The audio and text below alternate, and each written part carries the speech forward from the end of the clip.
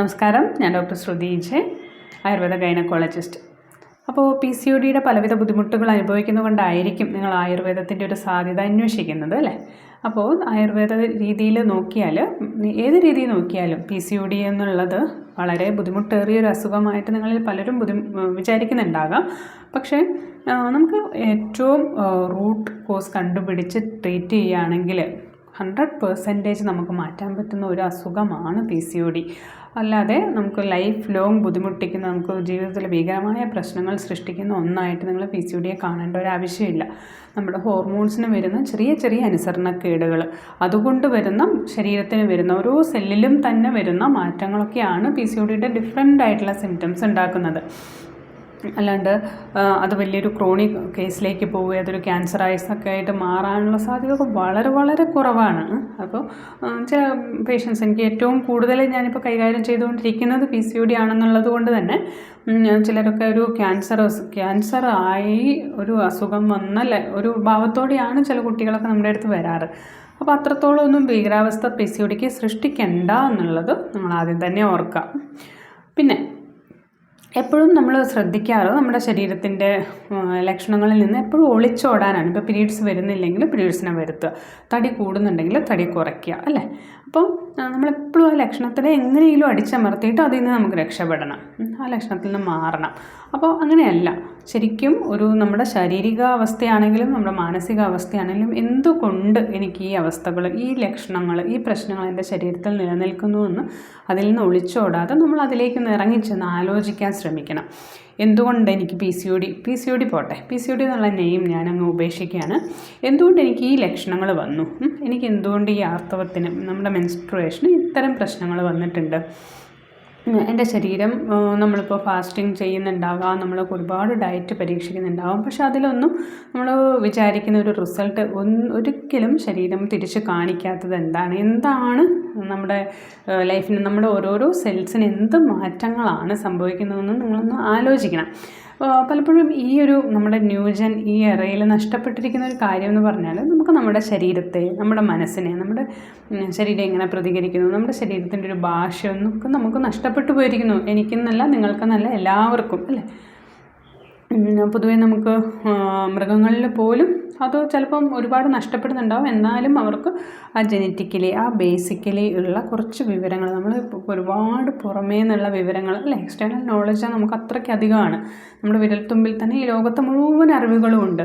പക്ഷേ നമുക്ക് നഷ്ടപ്പെടുന്ന കുറച്ച് കാര്യങ്ങളുണ്ട്, കുറച്ച് ഇൻറ്റേർണൽ നോളജ് നമുക്ക് കുറഞ്ഞു വരികയാണ്. നമ്മളെപ്പോഴും കണ്ണും ചെവിയും പുറത്തേക്ക് തുറന്നു വെച്ച് അവിടെ നിന്ന് കിട്ടാനാണ് ആഗ്രഹിക്കുന്നത്. അല്ല, നമ്മുടെ ഉള്ളിലുള്ള ഒരു അറിവുകളും നമ്മുടെ ഉള്ളിലുള്ള ശ്രമങ്ങളും ഒന്നും നമ്മൾ ഉപേക്ഷിച്ചിരിക്കുകയാണ് എന്നുള്ളതാണ് ഓരോ അസുഖത്തിനെയും നമുക്കൊട്ടും മനസ്സിലാകാതെ വരുന്നത്, നമ്മുടെ ശരീരത്തെ നമുക്കൊട്ടും മനസ്സിലാകാതെ വരുന്നതിൻ്റെ ഏറ്റവും ഒരു പ്രധാന കാരണം. അപ്പോൾ നമ്മൾ എന്തുകൊണ്ട് ഈ ലക്ഷണങ്ങൾ എൻ്റെ ശരീരത്തിൽ നിലനിൽക്കുന്നു എന്നുള്ളതിന് ഉത്തരം തേടിപ്പോയാൽ നമ്മൾ ഒരു അമ്മയുടെ ഗർഭപാത്രത്തിലായിരിക്കുമ്പോൾ തന്നെ അതിൽ നിന്നുള്ള ഉത്തരം തുടങ്ങുന്നു എന്ന് പറയാം, അല്ലേ? അമ്മ കഴിച്ച ഭക്ഷണങ്ങൾ, അമ്മയുടെ ഒരു ഫിസിക്കൽ എക്സസൈസ്, അമ്മ കഴിച്ച മരുന്നുകൾ, അമ്മയുടെ ഒരു മാനസികാവസ്ഥ, അമ്മയുടെ ഒരു സ്ട്രെസ് ലെവൽ, അമ്മ ആ ഒരു പ്രഗ്നൻസിയെ, ആ ഒരു കുഞ്ഞിനെ അതിനോടുള്ള പ്രതീക്ഷകൾ ഒക്കെ കൗണ്ട് ചെയ്തിട്ടാണ് നമ്മുടെ നെർവസ് സിസ്റ്റവും നമ്മുടെ ഓവറിയും യൂട്രസും ഒക്കെ ഡെവലപ്പ് ആയിക്കൊണ്ട് വരുന്നത്. ഒരു ഏകദേശം അത്രയും മെച്യൂരിറ്റി എത്തിയിട്ടാണല്ലോ നമ്മൾ ജനിക്കുന്നത്. അപ്പോൾ ആ സമയത്ത് തന്നെ നമ്മുടെ ഓവറിയുടെ, യൂട്രസിൻ്റെ ഒക്കെ ഏകദേശം ഒരു 50% ഹെൽത്തും തീരുമാനിച്ചു കഴിഞ്ഞു എന്ന് പറയാം. പിന്നെ നമ്മൾ ബാക്കി ഉള്ള നമ്മുടെ ലൈഫ്, അല്ലേ, നമ്മൾ ചെറുപ്പകാലം തൊട്ട് നമ്മുടെ ഒരു ഫിസിക്കൽ എക്സസൈസ്, നമ്മുടെ ഭക്ഷണങ്ങൾ, നമ്മുടെ ചിന്തകൾ ഡെവലപ്പ് ചെയ്ത് വരുന്ന രീതികൾ, ഒരു 10-12 വയസ്സാകുമ്പോൾ നമുക്ക് മെൻസസ് ആകുന്നു. ആ സമയത്ത് നമ്മൾ ആ ഒരു ആർത്തവത്തെ, ആ ഒരു വുമൺഹുഡ്, ഒരു സ്ത്രീ ആവുകയാണല്ലോ. ആ ഒരു സ്ത്രീ ആവുന്ന മാറ്റത്തെ നമ്മൾ എങ്ങനെയാണ് ഉൾക്കൊണ്ടിട്ടുള്ളത്, ആ സ്ത്രീ ജീവിതത്തെപ്പറ്റി നമ്മൾ എന്താണ് മനസ്സിലാക്കിയിട്ടുള്ളത്, ഇതെല്ലാം കൗണ്ട് ചെയ്യപ്പെടും ഒരു PCOD എന്ന് പറയുമ്പോൾ. അല്ലാതെ ഇന്നലെ ഒരു ഐസ്ക്രീം കഴിച്ചത് കൊണ്ടോ ഒരു വർഷം നമ്മൾ ഇരുന്ന് ജോലി ചെയ്തത് കൊണ്ടോ ഒന്നും വരുന്ന ഒന്നല്ല PCOD. അപ്പോൾ അത് മാറാനും നമ്മൾ ഈ കാര്യങ്ങളിലൂടെയൊക്കെ കടന്നു പോകണം. ഈ കാര്യങ്ങളൊക്കെ മനസ്സിലാക്കി അവിടെയെല്ലാം എന്താണ് പരിഹാരം എന്ന് കണ്ടെത്തി ചെയ്താൽ മാത്രമേ നമുക്ക് നമ്മുടെ ഒരു ഇപ്പോഴത്തെ ഒരു കണ്ടീഷനിൽ PCODയെ നമുക്ക് പൂർണ്ണമായും പരിഹരിക്കാൻ പറ്റുള്ളൂ. അപ്പോൾ ആയുർവേദം, ഞാനൊരു ആയുർവേദ ഗൈനക്കോളജിസ്റ്റാണ്. അപ്പോൾ ആയുർവേദത്തിൽ നിങ്ങൾക്കറിയാം, ഒരുപാട് പേര് നോട്ട് ചെയ്യുന്ന ഒന്നാണ്. പണ്ട് ആയുർവേദം എന്ന് പറഞ്ഞാൽ കുറേ വേദനകളും കിഴിയും ഒഴിച്ചിലും പിഴിച്ചിലൊക്കെ ആയിരുന്നല്ലോ. നിങ്ങൾക്കൊരു സംശയം ഉണ്ടാവും, PCOD എന്നുള്ള അസുഖം ആയുർവേദത്തിൽ പറഞ്ഞിട്ടുണ്ടോ അല്ലേ? നമുക്കറിയാം 3000, 5000 വർഷം പഴക്കമുള്ള ഗ്രന്ഥങ്ങളാണ് നമ്മുടെ ആയുർവേദത്തിൻ്റെ അടിസ്ഥാന ഗ്രന്ഥങ്ങൾ എന്ന് പറഞ്ഞാൽ. അത് PCOD എന്നുള്ളൊരു രോഗം മെൻഷൻ ചെയ്തിട്ടില്ല. 1950കളിലാണ് ആദ്യമായിട്ട് നമുക്ക് PCOD, സ്റ്റീൽ ലാവന്തൽ സിൻഡ്രോം എന്നൊക്കെ പറഞ്ഞ് PCODയുടെ പല ഘടകങ്ങൾ കണ്ടുപിടുത്തം, അതിൻ്റെ റിസർച്ചൊക്കെ തുടങ്ങുന്നത് തന്നെ. അതായത് കഴിഞ്ഞൊരു 10-70 വർഷമേ ആയിട്ടുള്ളൂ ഈ പേരിട്ട് നമ്മൾ വിളിക്കാൻ തുടങ്ങുന്ന ഒരു അസുഖം. കഴിഞ്ഞ് ഒരു 20 വർഷമേ ആയിട്ടുള്ളൂ അതിത്ര കോമൺ ആയിട്ട് ഇതിൻ്റെ ട്രീറ്റ്മെൻറ്റ് രീതികളൊക്കെ വ്യത്യാസപ്പെട്ട് വരാൻ തുടങ്ങിയിട്ട് തന്നെ. അപ്പോൾ ഇതിനേക്കാളൊക്കെ മുൻപ് ആയുർവേദത്തിൽ വളരെ കൃത്യമായിട്ട് മെൻസസിന് വരുന്ന പ്രശ്നങ്ങൾ, ആർത്തവ ദുഷ്ടികൾ, അഷ്ടാർത്തവ ദുഷ്ടികൾ, 8 തരത്തിലുള്ള ആർത്തവ പ്രശ്നങ്ങൾ, അതുപോലെ യോനി രോഗങ്ങൾ. യോനി എന്ന് പറയുന്നത് ഉദ്ദേശിക്കുന്നത് ജന്മം കൊടുക്കുന്ന ഒരു സ്ഥലം എന്നുള്ളതാണ്. അപ്പോൾ യോനി രോഗങ്ങളും യൂട്രസ്, ഓവറി എല്ലാം വരും, വജൈന, ഇവർ റിലേറ്റഡ് പ്രശ്നങ്ങളെല്ലാം 20 തരത്തിലുള്ള യോനി രോഗങ്ങൾ, അതിൻ്റെ തുടക്കത്തിലെ ലക്ഷണം, അതിനെ മാനേജ് ചെയ്യേണ്ട വിധം, ശരീരത്തിലാകമാനം അതുണ്ടാക്കുന്ന വ്യത്യാസങ്ങൾ, ഭക്ഷണത്തിൽ വരുത്തേണ്ട മാറ്റങ്ങളെല്ലാം വളരെ വളരെ ഡീറ്റെയിൽഡായിട്ട് പറഞ്ഞിട്ടുണ്ട്. അപ്പോൾ PCOD എന്ന് പറയുന്നത് ഇതിലെല്ലാം കൂടെയാണ് ഇതിൻ്റെ ട്രീറ്റ്മെൻറ്റും ഇതിൻ്റെ ലക്ഷണങ്ങളും ഇതിൻ്റെ പാത്തോളജി എല്ലാം കിടക്കുന്നത്. അപ്പോൾ നമുക്ക് ഒരു വ്യക്തിയിൽ നിന്ന് ഈ എല്ലാ തരം അസുഖങ്ങളും PCODയിലേക്ക് വരാം എന്നുള്ളതാണ്. ഞാൻ നേരത്തെ പറഞ്ഞു PCOD എന്നുള്ളത് ഒരൊറ്റ അസുഖമല്ല അല്ലേ, പലതരം ലക്ഷണത്തോടെയാണ് PCOD നമ്മുടെ മുന്നിൽ പ്രസൻറ്റ് ചെയ്യുന്നത്. അപ്പോൾ ആയുർവേദത്തിൽ നമുക്ക് ആയുർവേദത്തിൻ്റെ ഒരു ബേസിക് ഫണ്ടമെൻ്റൽസൊക്കെ പറയുകയാണെങ്കിൽ അത് ഒരുപാട് നീണ്ടുപോകും ചിലപ്പോൾ വീഡിയോ. നമുക്ക് ത്രിദോഷങ്ങളും നിങ്ങൾ കേട്ടിട്ടുണ്ടാവുമല്ലോ, വാത, പിത്ത, കഫം. അപ്പോൾ വാതം എന്ന് പറയുന്നത് ഒരു നെർവസ് സിസ്റ്റം, നെർവസ് കൺട്രോൾ വരുത്തുന്ന ഒരു ശരീരത്തിൻ്റെ ഒരു ഫങ്ഷനാണ്.